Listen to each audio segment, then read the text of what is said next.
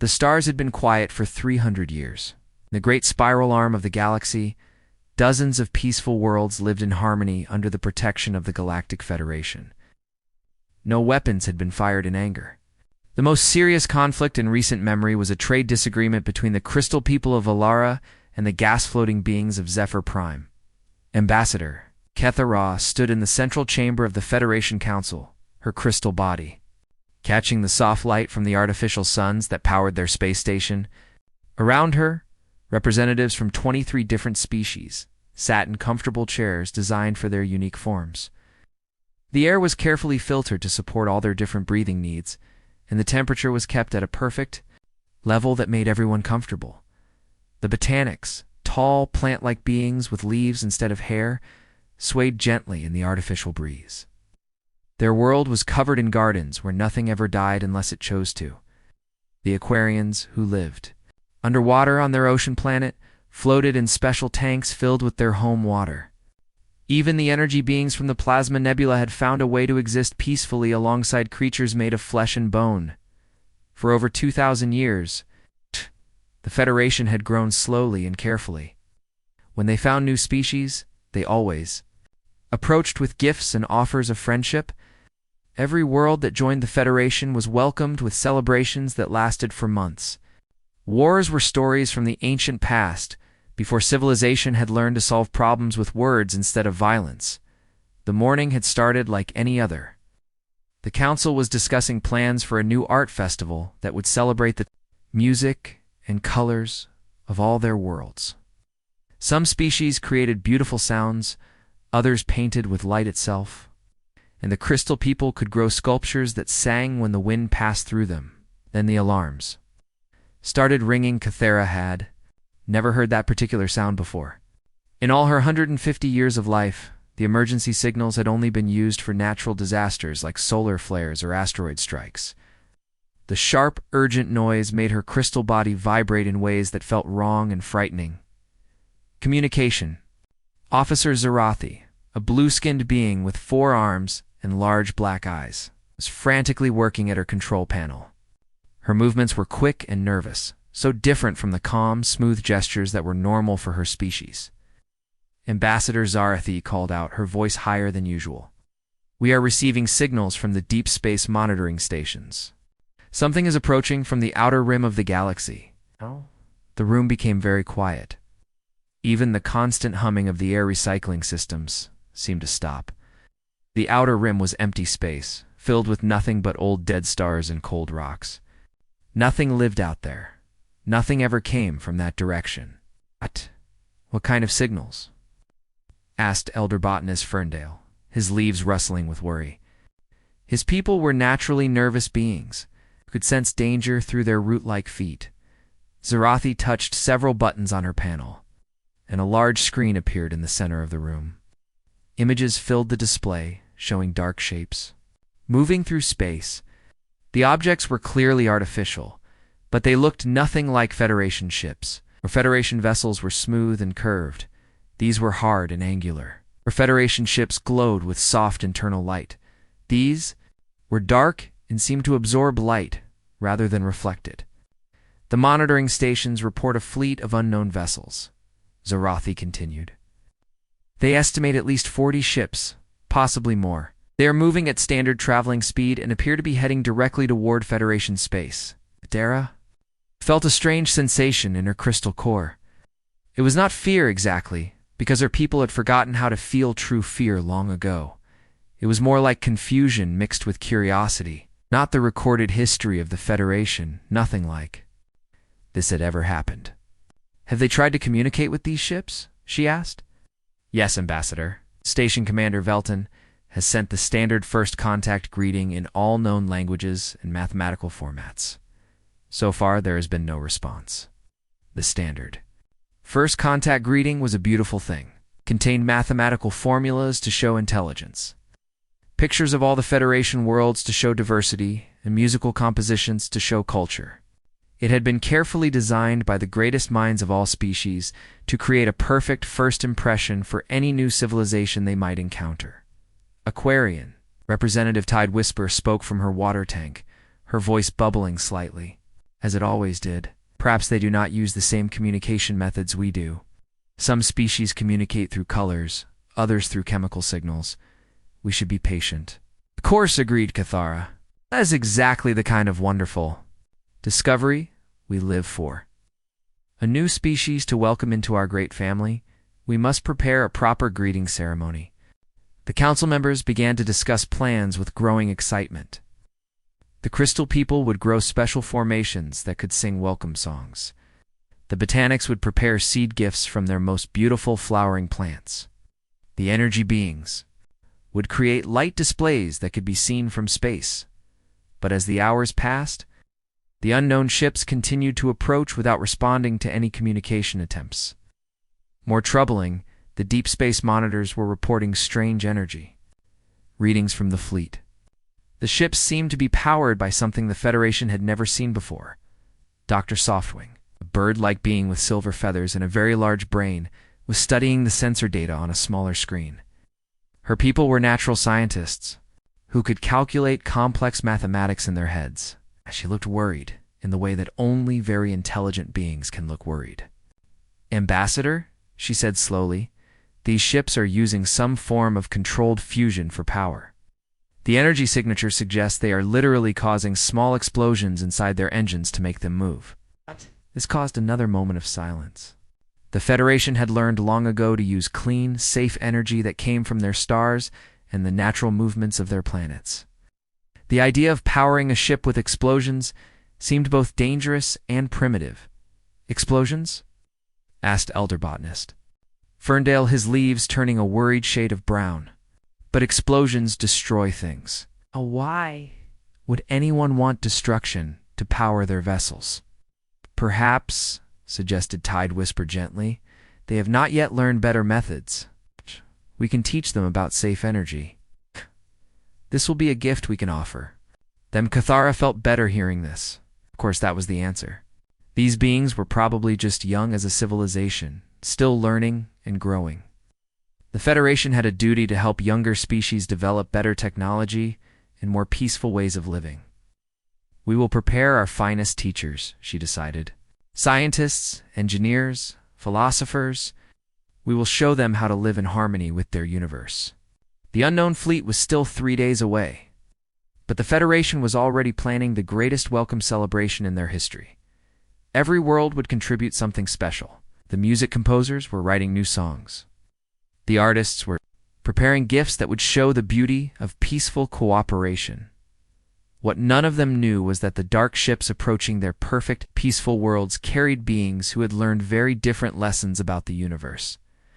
Where the Federation had known only harmony, these newcomers had known struggle. Where the Federation had forgotten conflict, these beings had been shaped by it. In the command center of the lead ship, Captain Jake Morrison stood looking at the same sensor readings that were confusing the Federation. But where the aliens saw primitive technology, he saw robust engineering designed to work in hostile environments. Where they saw dangerous explosions, he saw controlled fusion that could keep working even when damaged in battle. His crew was preparing for first contact too, but their preparations involved checking weapons systems and scanning for possible threats. They had learned through hard experience that the universe was not always a friendly place. The two civilizations were about to meet, and neither understood just how different they really were. The meeting place was built in just 2 days. Federation construction ships worked around the clock to create a neutral station exactly halfway between the two fleets. The structure was beautiful in the way that all Federation buildings were. Beautiful, with flowing curves and windows that let in the light from nearby stars. Gardens grew in every corridor, and the air smelled like flowers from a dozen different worlds. Ambassador Cathara stood in the main meeting room, checking everything. One more time. The chairs had been designed to accommodate any possible body type the aliens might have. The temperature could be adjusted instantly. Translation devices were ready to handle any form of communication. Gifts from every Federation world were arranged on elegant tables. Out they are approaching, announced Zarathi from her communication station.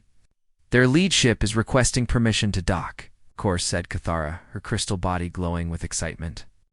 Welcome them with all the honor we can provide. The airlock opened with a soft whisper of equalizing pressure. Ambassador. Cathara and her team waited with smiles and open arms, ready to greet the newcomers with the warmth that had made them more. Federation such a peaceful place.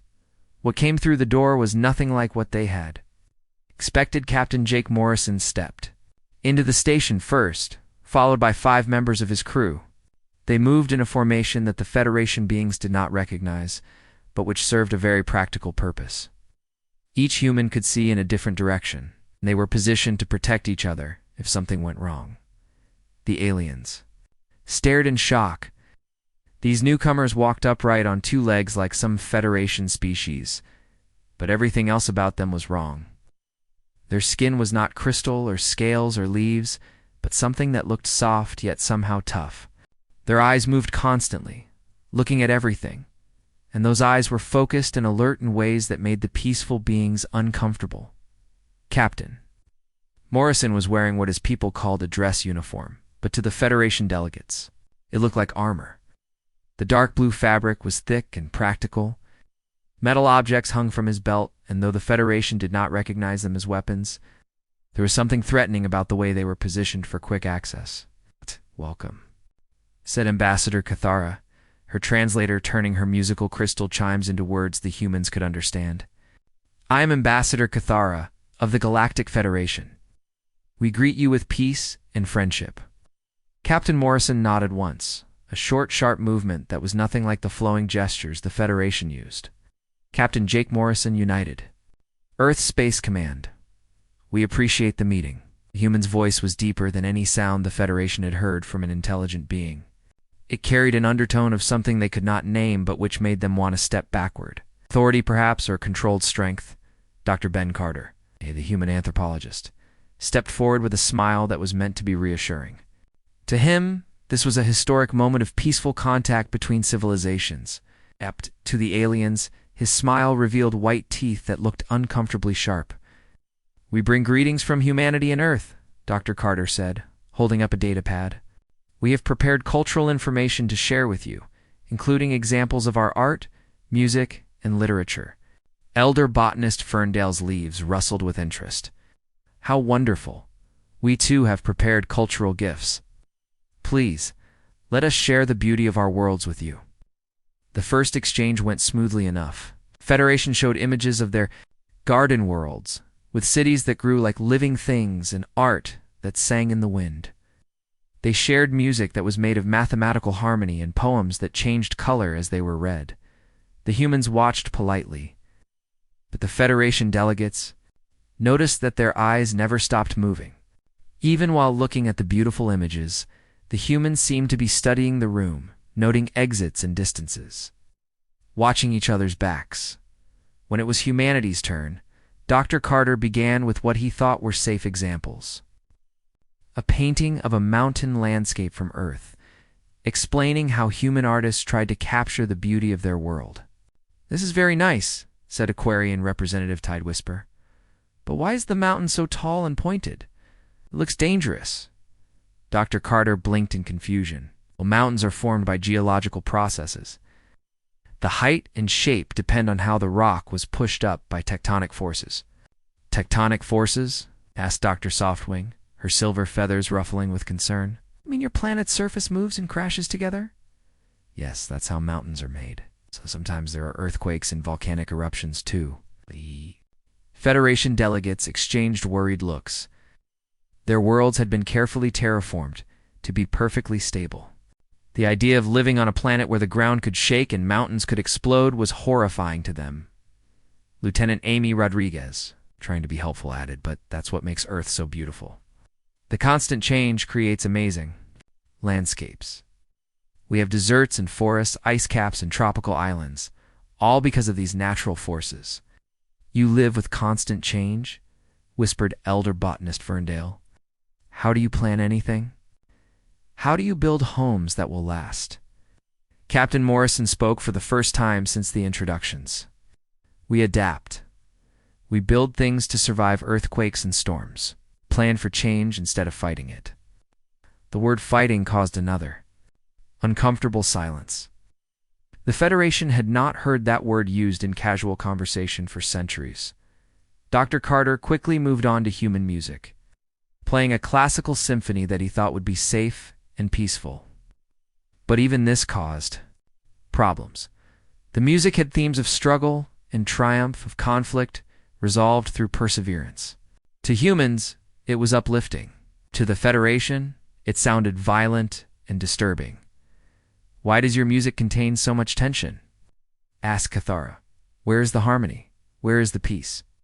"Well, the tension is what makes it interesting," explained Dr. Carter. "The conflict between different themes creates drama, and when they resolve, it creates satisfaction." "But why do you want conflict in your entertainment?" pressed Tide Whisper. "We create music to soothe and unite minds. Your music seems designed to create stress." Commander Lisa Hayes decided to try a different approach. "Perhaps we could discuss recreation instead. How do your people relax and have fun?" The Federation delegates brightened at this safer topic. They described meditation gardens where beings could float in perfect silence, sharing thoughts through gentle mental connections.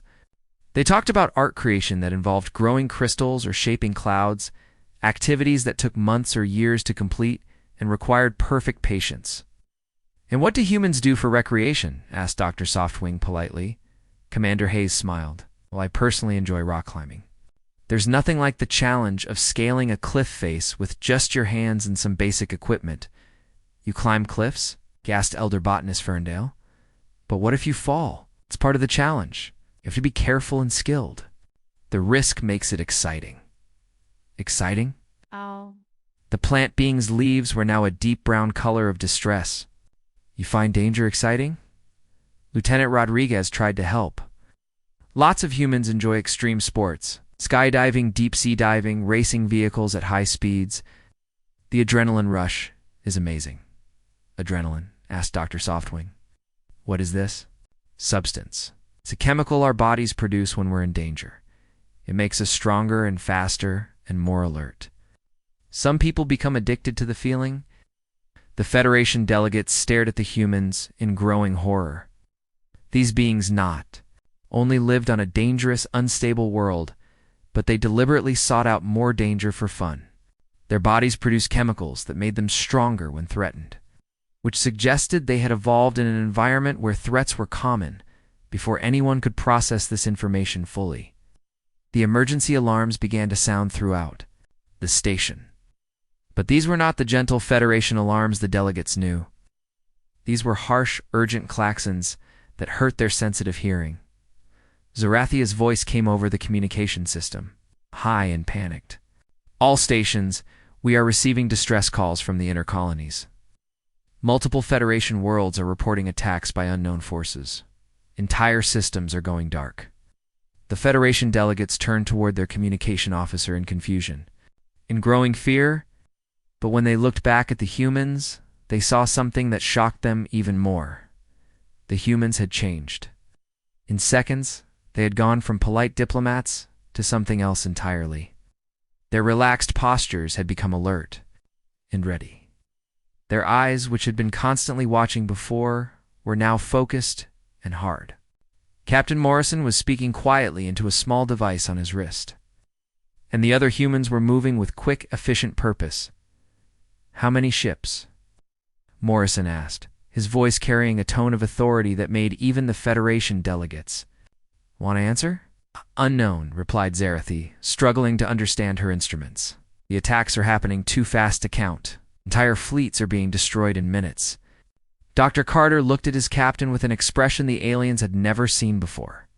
It was determination mixed with something darker, something that spoke of experience with violence and loss. "Captain," he said quietly, "I think we're about to find out why the galaxy needed us to show up when we did." The first images came from Kepler Station, a beautiful research facility that orbited a gas giant in the Villani system. The station had been home to 3,000 scientists from 12 different species, all working together to study the colorful storms in the planet's atmosphere. It had been a symbol of federation, cooperation, and peaceful research. Now it was gone. The final transmission showed something that none of the Federation delegates could understand. Massive ships, larger than anything they had ever built, were attacking the station with weapons that seemed to tear space itself apart.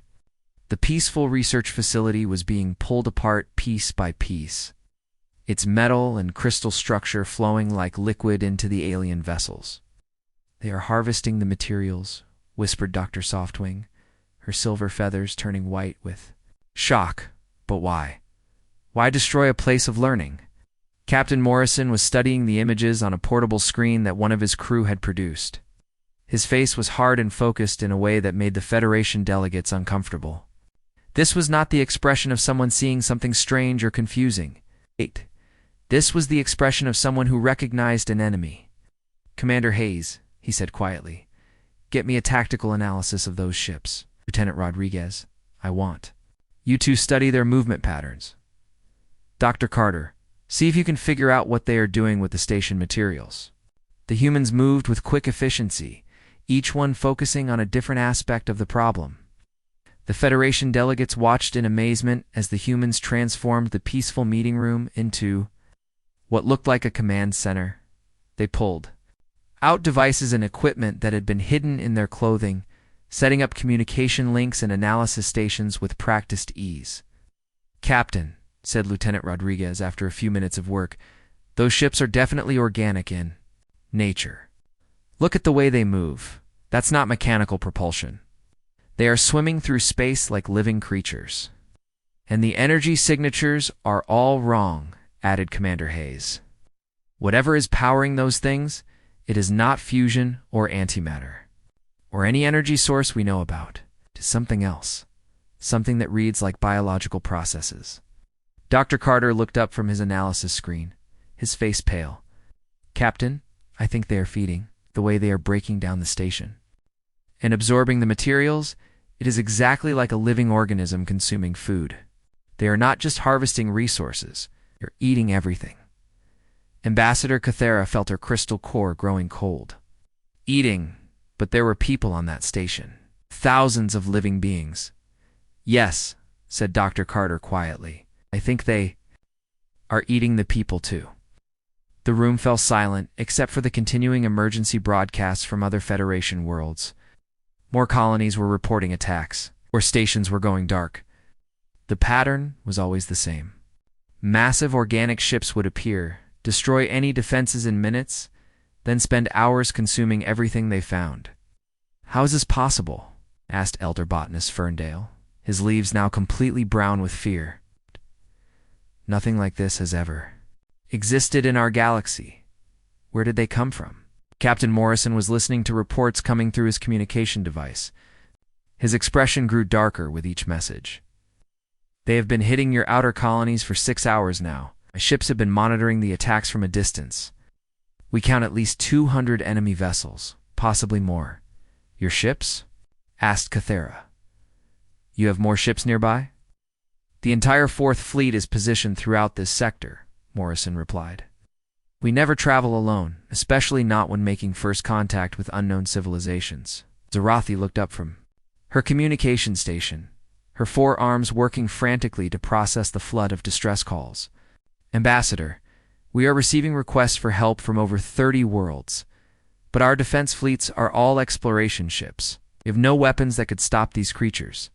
"Defense fleets?" asked Commander Hayes. "What kind of defenses do your worlds have?" "Shield generators to protect against solar storms," replied Dr. Softwing. "Navigation beacons to help ships avoid dangerous asteroids. Some mining stations have equipment to break up space rocks that get too close to inhabited areas." The humans exchanged looks that the Federation delegates were beginning to recognize. It was the expression people get when they realize someone they care about is in terrible danger and has no way to protect themselves. "You have no military forces at all?" asked Lieutenant Rodriguez. "No weapons? No trained soldiers? No battleships?" "Military forces?" repeated Tide Whisper from her water tank. "We have not needed such things for over 2,000 years. Why would we maintain forces designed to hurt people when no one wishes to hurt us?" Captain Morrison stood up, and when he spoke, his voice carried an authority that made even the aliens listen carefully. "Because apparently someone does wish to hurt you, and they are very good at it." He touched his communication device again. "Admiral Thompson, this is Morrison. We have a code red situation. The Federation has no military capability at all, and they are under attack by unknown hostiles using organic technology. Request immediate tactical support for all Federation worlds." A new voice came through the communication system, deeper and more commanding than Morrison's. "Copy that, Captain. I have been monitoring the situation. All human ships are moving to defensive positions around Federation colonies. We will do what we can, but we are outnumbered 20 to 1. "Yes." The Federation delegates stared at the humans. "In confusion, you would fight for us?" asked Kethera. "But you have only just met us. Why would you risk your lives for strangers?" Dr. Carter answered, his voice gentle but firm. "Because that is what civilized people do.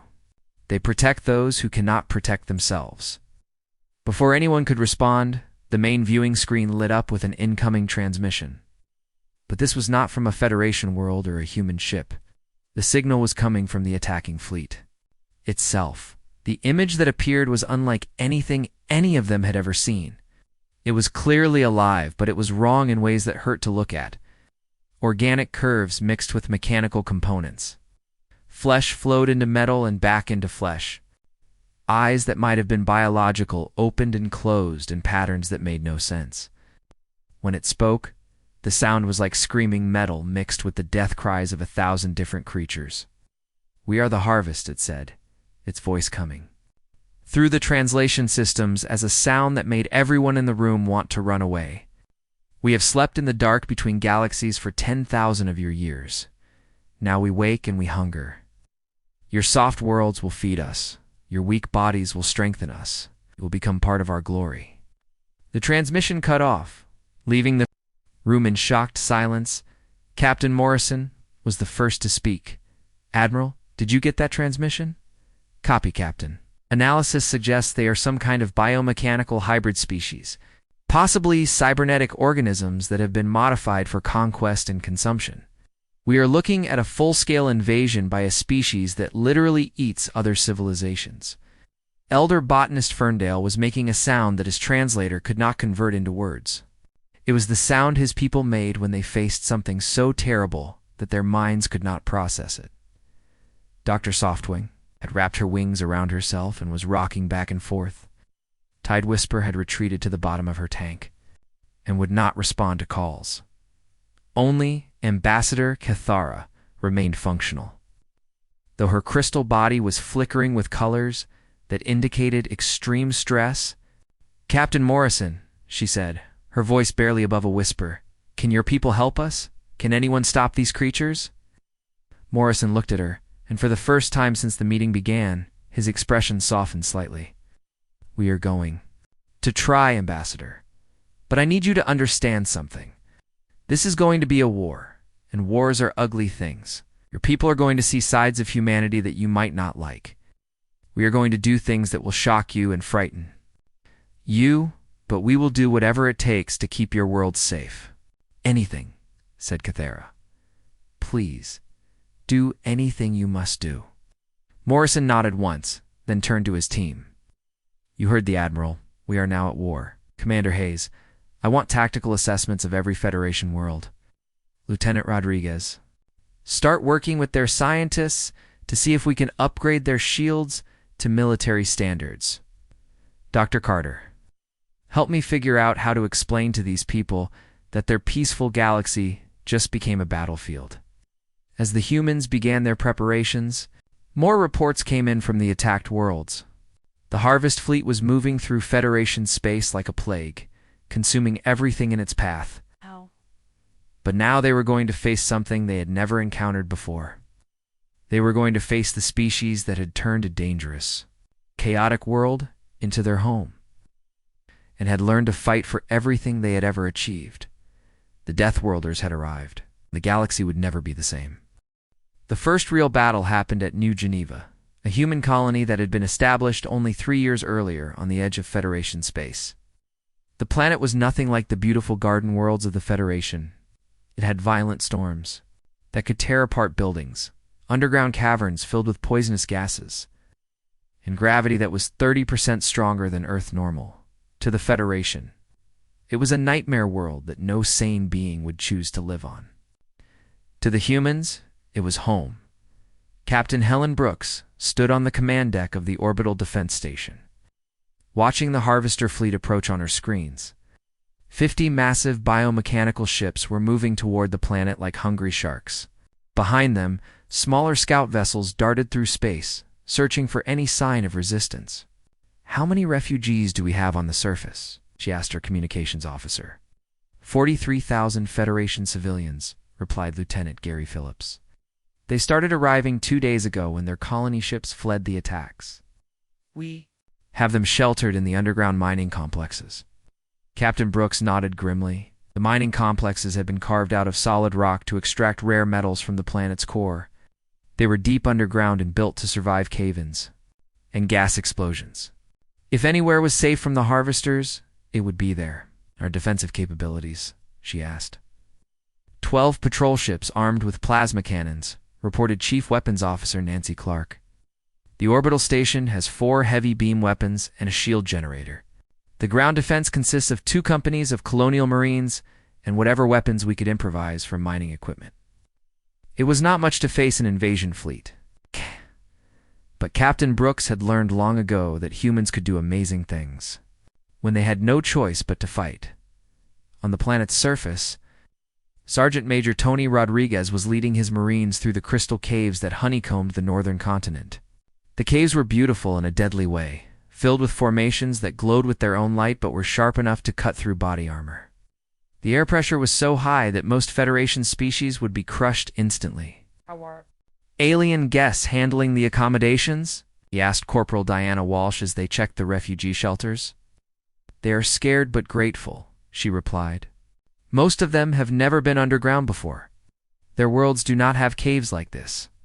But they understand it is the safest place for them." Rodriguez nodded as he watched a group of crystal people from Valara trying to comfort some frightened Aquarian children. The refugees had lost everything when their worlds were attacked, but they were showing the same courage that had helped their species survive for thousands of years. "Sergeant Major," his radio crackled with the voice of Private Kevin Ross, "we have movement on the surface. Harvester scouts are beginning their landing."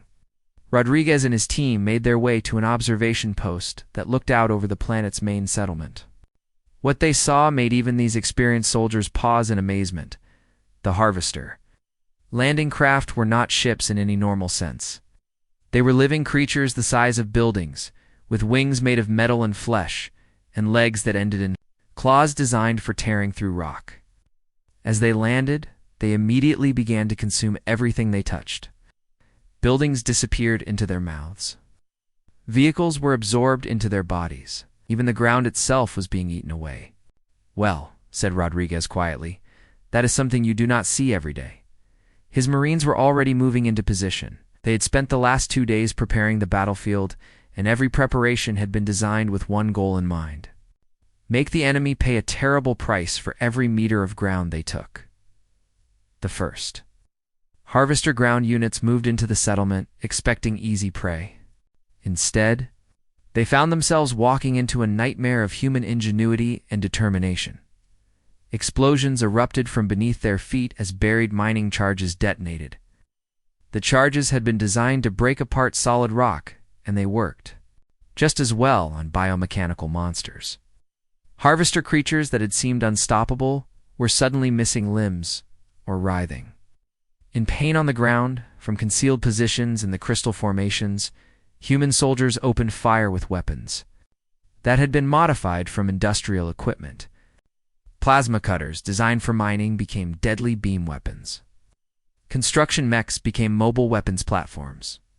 Even simple mining vehicles had been turned into armored fighting machines. The Harvesters had expected to face frightened civilians, running in panic. Instead, they found themselves fighting an enemy that seemed to treat their invasion as just another engineering problem to be solved.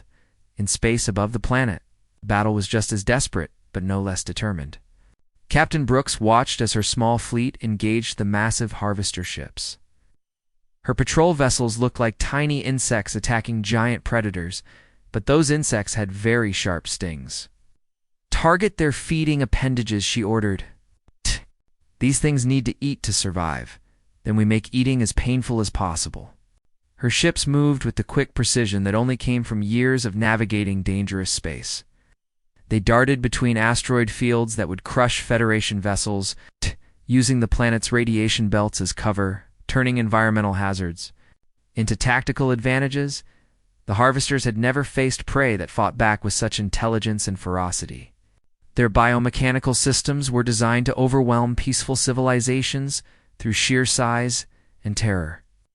But humans refused to be overwhelmed. Every attack was met with counterattack. Every advance was paid for with casualties. Chief Engineer Nick Johnson had managed to rig the planet's weather control satellites to create artificial storms in the upper atmosphere. Lightning strikes that were meant to provide energy for the colony were now being directed at Harvester aircraft. The aliens found themselves fighting not just human soldiers, but the planet itself. On the ground, the battle had moved into the crystal caves. The Harvesters had followed the refugees underground, expecting to corner them in helpless terror. Instead, they found themselves in an environment the humans had specifically chosen for its defensive advantages. Sergeant Major Rodriguez led his squad through tunnels that were barely wide enough for human soldiers, but impossible for the larger Harvester creatures to navigate.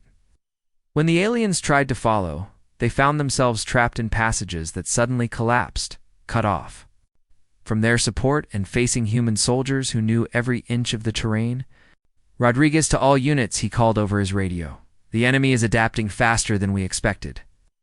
They are starting to send smaller units into the tunnels. Time to show them why humans are crazy enough to live on Deathworlds. The Marines began, using tactics that would have seemed insane to any sane military force. They deliberately caused cave-ins to trap enemy units, then attacked them in the confusion. They used the planet's high-pressure atmosphere to their advantage, creating pressure bombs that would implode enemy equipment. They even used the poisonous gases from deep underground as chemical weapons, above ground. Captain Brooks was coordinating a defense that was rapidly becoming legendary. Her ships had taken heavy damage, but they were still fighting with the desperate creativity that humans showed when their backs were against the wall. Captain reported, Lieutenant Phillips, "We are receiving a transmission from Admiral Thompson. The main human fleet is 12 hours away. Can we hold that long?" Brooks looked at her tactical display. Half her ships were damaged. The orbital station was running on emergency power. The ground forces were vastly outnumbered. By any reasonable measure, they should have been overwhelmed hours ago, but humans had never been particularly reasonable. "The Admiral will be here when he arrives," she said. "These refugees are under our protection, and humans do not abandon people who need help." As if to prove her point, another report came in from the surface. The mining complex where the Federation civilians were sheltering had become the target of a major Harvester assault. But instead of finding helpless victims, the aliens had encountered something unprecedented. The refugees themselves were fighting back. Crystal people from Valara were using their natural abilities to grow barriers that blocked Harvester advance. Roots. Aquarians were using their knowledge of fluid dynamics to flood tunnels and trap enemy forces. Even the gentle plant people were contributing, using their understanding of chemistry to create compounds that poisoned the biomechanical invaders. For the first time in their peaceful history, the Federation was learning to fight. And they were learning from the best teachers in the galaxy, the Deathworlders, who had made warfare into an art form. The battle for New Geneva was far from over. But one thing was already clear. The Harvesters had made a terrible mistake. They had assumed that all organic life was as defenseless as the prey they had consumed in distant galaxies. They had not planned for encountering a species that had evolved on a world that tried to kill them every single day, had learned to not just survive but thrive under impossible conditions. The Deathworlders were unleashed. The galaxy would never underestimate them again. Admiral Rex Thompson stood on the bridge of the UES Defiant, watching the largest fleet humanity had ever assembled prepare for battle. 300 human ships from a dozen different colonies had answered the call for help. Destroyers, cruisers, supply vessels, and even converted civilian ships now surrounded the Harvester home base at the galaxy's edge. But they were not alone. For the first time in their peaceful history, the Federation had built warships. They were strange vessels that combined human military design with Federation technology. Crystal ships that could channel energy like living weapons, Aquarian vessels that moved through space like water. Even the gentle plant people had contributed, growing ships from living wood that could repair themselves in battle. Admiral, reported Communication Officer Jane Parker, we are receiving final status reports from all fleet elements. The Federation ships are ready for combat operations. Thompson nodded as he studied the tactical display. The Harvester base was massive, built from the consumed remains of 1,000 dead civilizations. It was both beautiful and horrible, a twisted monument to 10,000 years of conquest and consumption. Captain Morrison, he said into his communication device, your team discovered the truth about these creatures. What are we really fighting?